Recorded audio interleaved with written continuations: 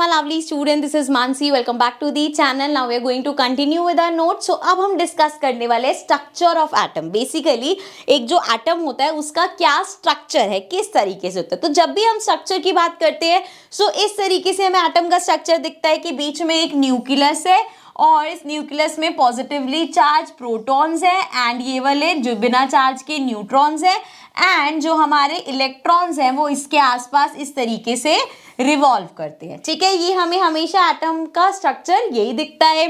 But इस structure तक पहुंचने के लिए बहुत सारे एक्सपेरिमेंट्स किए गए थे. कैसे ये स्ट्रक्चर डिफाइंड हुआ, तो वो अलग अलग जो एक्सपेरिमेंट्स है उसके बारे में हम बात करने वाले हैं. ज़्यादा नहीं है, देखो यहाँ पढ़ लेते हैं पहले.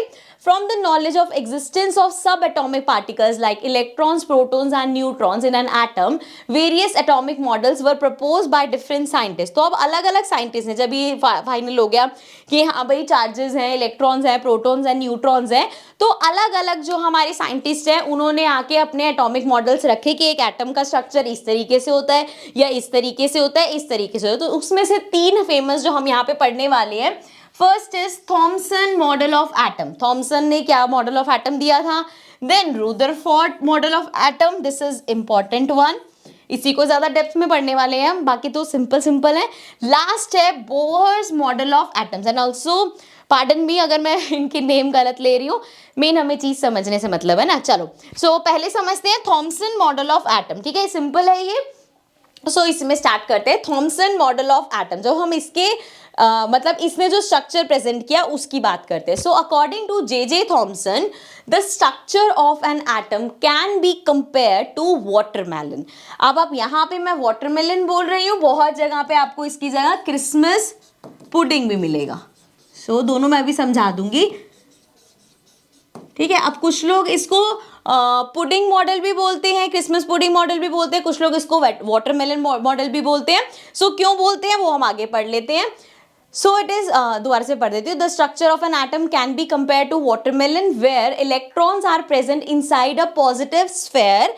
The positive charge in an atom is spread all over like the red edible part of the watermelon, while the electrons are studded in the positively charged sphere like the seeds in the watermelon. अब उन्होंने इस चीज को कैसे justify किया, मतलब अपना जो मॉडल है वो कैसे प्रेजेंट किया कि इस तरीके से एक एटम होता है और उसको कंपेयर कर रहे हैं वाटरमेलन से कि जो वाटरमेलन है ना इसके अंदर जितना ये रेड वाला पार्ट है ये सब पॉजिटिवली जो हमारे प्रोटॉन्स है, पॉजिटिवली चार्ज प्रोटॉन्स जो है वो हर जगह पे फैले हुए. मतलब एक एटम के अंदर उनके हिसाब से उस टाइम पे जो स्ट्रक्चर था, मतलब उन्होंने जो प्रपोज किया था कि इस तरीके से एक एटम है जिसके अंदर भरे हुए हैं हमारे पॉजिटिव चार्ज, पूरे स्फेयर में पॉजिटिव चार्ज ही भरा हुआ है एंड बीच में ये जो हमारी सीड्स आते हैं, इस तरीके के जो सीड्स है ये बेसिकली उसके अंदर इलेक्ट्रॉन्स है, या बोल सकते हैं जो नेगेटिवली चार्ज पार्टिकल है वो इस तरीके से सीड्स की तरह. सिमिलरली क्रिसमस पुडिंग से भी उन्होंने यही किया कि जो पूरी पुडिंग है भाई वो हमारा पूरे स्फेयर में पॉजिटिवली चार्ज फैला हुआ है एंड उसके बीच में चंक्स एंड ड्राई फ्रूट्स के वो हो गए